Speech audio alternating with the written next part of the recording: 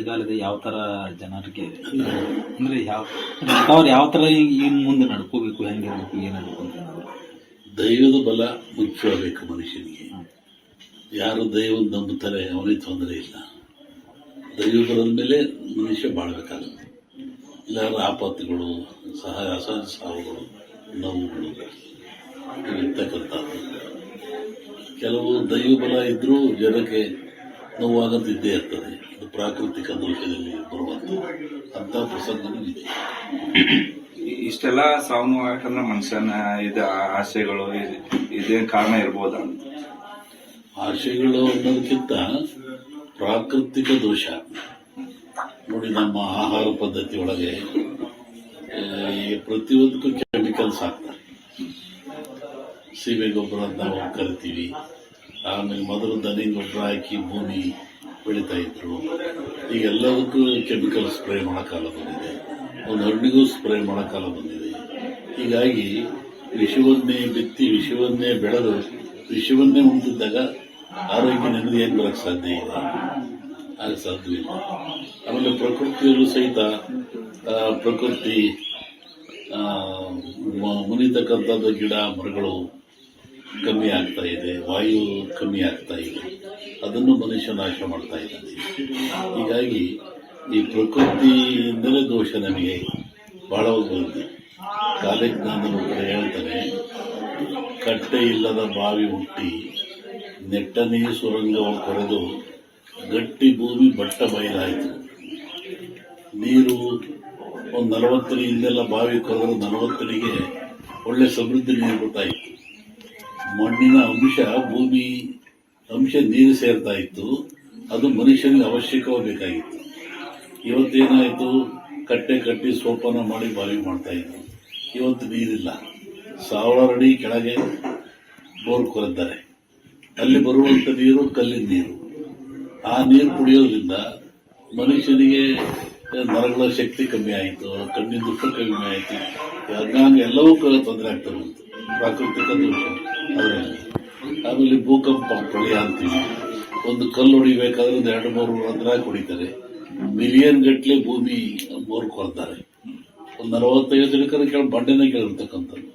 ಸ್ವಲ್ಪ ಶೇಖರ ಪ್ರಳಯ, ಅದಕ್ಕೆ ಪ್ರಳಯ ಜಾಸ್ತಿ ಆಗ್ತದೆ, ಭೂಕಂಪ ಆಗ್ತದೆ.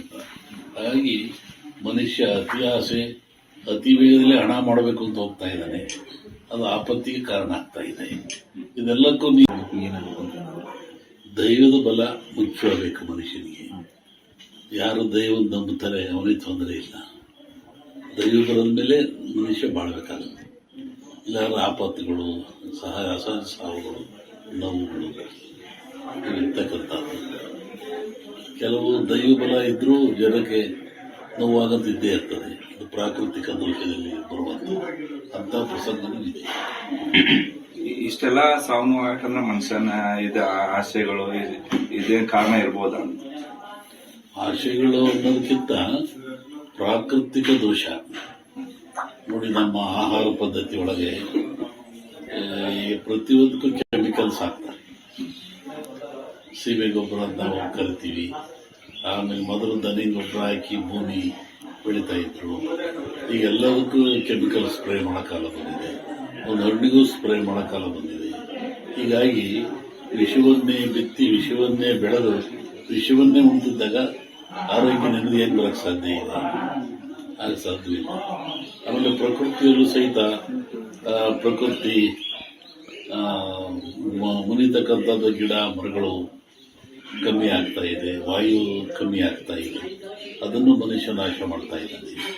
ಹೀಗಾಗಿ ಈ ಪ್ರಕೃತಿಯಿಂದಲೇ ದೋಷ ನಮಗೆ ಬಹಳ ಬಂದಿದೆ. ಕಾಲಜ್ಞಾನದ ಕಡೆ ಹೇಳ್ತಾನೆ, ಕಟ್ಟೆ ಇಲ್ಲದ ಬಾವಿ ಹುಟ್ಟಿ ನೆಟ್ಟನೇ ಸುರಂಗವ ಕೊರೆದು ಗಟ್ಟಿ ಭೂಮಿ ಬಟ್ಟ ಬಯಲಾಯಿತು. ನೀರು ಒಂದು 40 ಅಡಿ ಹಿಂದೆಲ್ಲ ಬಾವಿ ಕೊರೆದ್ರೆ 40 ಅಡಿಗೆ ಒಳ್ಳೆ ಸಮೃದ್ಧಿ ನೀರು ಬರ್ತಾಯಿತ್ತು. ಮಣ್ಣಿನ ಭೂಮಿ ಅಂಶ ನೀರು ಸೇರ್ತಾ ಇತ್ತು. ಅದು ಮನುಷ್ಯನಿಗೆ ಅವಶ್ಯಕವಾಗಬೇಕಾಗಿತ್ತು. ಇವತ್ತೇನಾಯಿತು, ಕಟ್ಟೆ ಕಟ್ಟಿ ಸೋಪಾನ ಮಾಡಿ ಬಾವಿ ಮಾಡ್ತಾ ಇದ್ರು. ಇವತ್ತು ನೀರಿಲ್ಲ. 1000 ಅಡಿ ಕೆಳಗೆ ಬೋರ್ ಕೊರೆದ್ದಾರೆ. ಅಲ್ಲಿ ಬರುವಂಥ ನೀರು ಕಲ್ಲಿನ ನೀರು. ಆ ನೀರು ಕುಡಿಯೋದ್ರಿಂದ ಮನುಷ್ಯನಿಗೆ ನರಗಳ ಶಕ್ತಿ ಕಮ್ಮಿ ಆಯಿತು, ಕಣ್ಣಿನ ದುಃಖ ಕಮ್ಮಿ ಆಯಿತು, ಅಂಗಾಂಗ ಎಲ್ಲವೂ ತೊಂದರೆ ಆಗ್ತಾ ಬಂತು. ಪ್ರಾಕೃತಿಕ ದೋಷ ಅದರಲ್ಲಿ. ಆಮೇಲೆ ಭೂಕಂಪ ಪ್ರಳಯ ಅಂತೀವಿ. ಒಂದು ಕಲ್ಲು ಹೊಡಿಬೇಕಾದ್ರೆ ಒಂದು 2-3 ರಂಧ್ರ ಹೊಡಿತಾರೆ. ಮಿಲಿಯನ್ ಗಟ್ಟಲೆ ಭೂಮಿ ಬೋರ್ ಕೊಡ್ತಾರೆ. ಒಂದು 45 ಜನಕರ ಕೆಳ ಬಂಡೆನ ಕೇಳಿರ್ತಕ್ಕಂಥದ್ದು. ಸ್ವಲ್ಪ ಶೇಖರ ಪ್ರಳಯ, ಅದಕ್ಕೆ ಪ್ರಳಯ ಜಾಸ್ತಿ ಆಗ್ತದೆ, ಭೂಕಂಪ ಆಗ್ತದೆ. ಹಾಗಾಗಿ ಮನುಷ್ಯ ಅತಿ ಆಸೆ, ಅತಿ ವೇಗದಲ್ಲಿ ಹಣ ಮಾಡಬೇಕು ಅಂತ ಹೋಗ್ತಾ ಇದ್ದಾನೆ. ಅದು ಆಪತ್ತಿಗೆ ಕಾರಣ ಆಗ್ತಾ ಇದೆ. ಇದೆಲ್ಲಕ್ಕೂ